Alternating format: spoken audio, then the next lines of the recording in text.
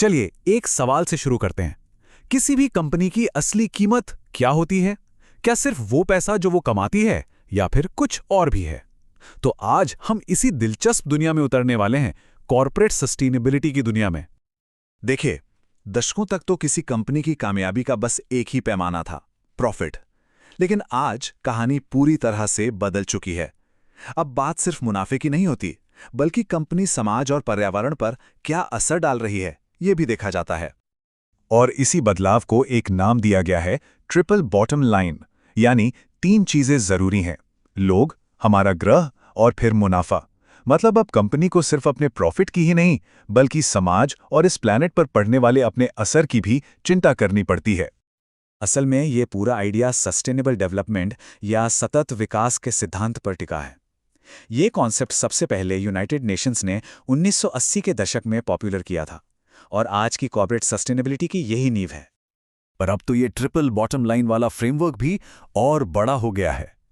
आज के दौर में 5 चीजों पर फोकस किया जाता है: आर्थिक प्रदर्शन, गवर्नेंस यानी कंपनी कैसे चलाई जा रही है, सामाजिक जिम्मेदारी, नैतिकता, और हाँ, पर्यावरण पर उसका असर।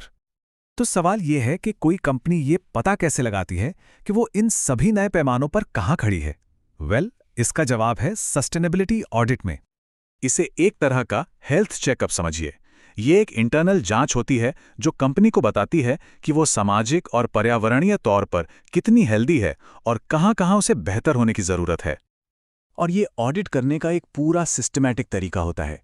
सबसे पहले प्लानिंग होती है, फिर सारा डेटा इकट्ठा करके उसे एनालाइज किया जाता है। इसके बाद परफॉर्मेंस को आंका जाता है, एक रिपोर्ट बनती है, और फिर उस रिपोर्ट के आधार पर सुधार लागू किए जाते हैं और उन पर नजर रखी जाती है। तो इस पूरी एक्सरसाइज के 2 मेन फायदे हैं। एक तो कंपनी को अपने अंदर के ESG रिस्क्स का पता चल जाता है, और दूसरा वो ये देख पाती है कि इस मामले में वो अपने कॉम्पिटिटर्स के मुकाबले कहाँ खड़ी है। तो ऑडिट तो हो गई कंपनी की अंदरूनी जांच, लेकिन एक बाहरी रिपोर्ट कार्ड भी होता है जो इन्वेस्टर्स और पब्लिक के लिए होता है, जिससे हम कहते हैं ESG रेटिंग। तो ये ESG रेटिंग असल में ये देखती है कि कोई कंपनी लंबे समय में पर्यावरण, समाज और गवर्नेंस से जुड़े जोखिमों को संभालने के लिए कितनी तैयार है। चलिए इस ESG को थोड़ा और तोड़कर समझते हैं। इसमें E का मतलब है एनवायरमेंटल। ये इस बात पर नजर रखता है कि कंपनी का हमारे ग्रह पर कैसा असर पड़ रहा है। मतलब वो कितना कार्बन एमिशन कर रही है, कितनी एनर्जी इस्तेमाल कर रही है, वेस्ट मैनेजमेंट कैसा है, ये सब कुछ। फिर आता है S यानी सोशल।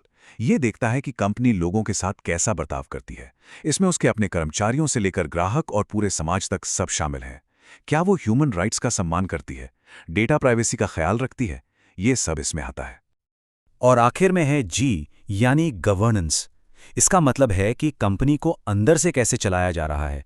क्या उसके बोर्ड में डाइवर्सिटी है? क्या कंपनी में पारदर्शिता और ईमानदारी है? शेयर होल्डर्स के अधिकारों का ध्यान रखा जाता है या नहीं? अब एक रियल वर्ल्ड एग्जाम्पल देखते हैं, अमेज़न का। हम सब जानते हैं कि ये कितनी बड़ी और सफल कंपनी है, पर इसकी ESG रेटिंग बताती है कि लेबर मैनेजमेंट यानी कर्मचारियों से जुड़े मामलों और कॉर्पोरेट बर्ताव में इसका स्कोर काफी खराब है। तो ये चीज हमें मुनाफे से परे की एक अलग ही कहानी दिखाती है।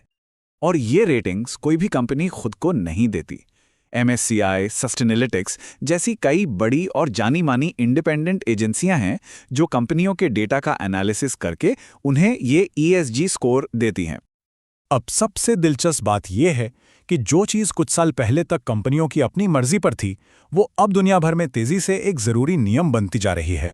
सिर्फ भारत की ही बात करें तो देखिए ये सफर कितना तेज रहा है। 2009 में ये सिर्फ एक सुझाव था, और आज 2022-23 तक आते आते ये देश की टॉप 1000 लिस्टेड कंपनियों के लिए एक पक्का कानून बन गया है। और ये ट्रेंड सिर्फ भारत में नहीं है। आप देखिए, यूरोपियन यूनियन का CSRD बड़ी कंपनियों से सस्टेनेबिलिटी रिपोर्ट मांगता है।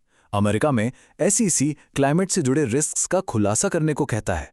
मतलब ये एक ग्लोबल शिफ्ट है, पूरी दुनिया इसी दिशा में बढ़ रही है। तो ठीक है, ये सब हो रहा है, पर इसका असर किस पर पड़ता है? इसका हम सब पर असर पड़ता है, चाहे कोई इन्वेस्टर हो, कर्मचारी हो या फिर एक आम ग्राहक। आइए समझते हैं कैसे। सीधी सी बात है, जिन कंपनियों का ESG प्रोग्राम मजबूत होता है वे अक्सर अपने कॉम्पिटिटर्स से बेहतर परफॉर्म करती हैं। उनकी मार्केट में रेपुटेशन अच्छी होती है, वे बेस्ट टैलेंट को अपनी तरफ खींचती हैं और इन्वेस्टर्स उन्हें एक ज़्यादा सेफ इन्वेस्टमेंट मानते हैं। तो आज के ज़माने में किसी कंपनी की सस्टेनेबिलिटी प्रैक्टिसेस को समझना बहुत ज़रूरी हो गया है, चाहे कोई अपना पैसा कहीं इन्वेस्ट करने का सोच रहा हो या फिर किसी कंपनी में अपना करियर बनाने का। तो जैसे जैसे नियम और भी कड़े हो रहे हैं और इन्वेस्टर्स का फोकस इस तरफ बढ़ रहा है, ये सवाल अब पहले से कहीं ज़्यादा बड़ा हो गया है।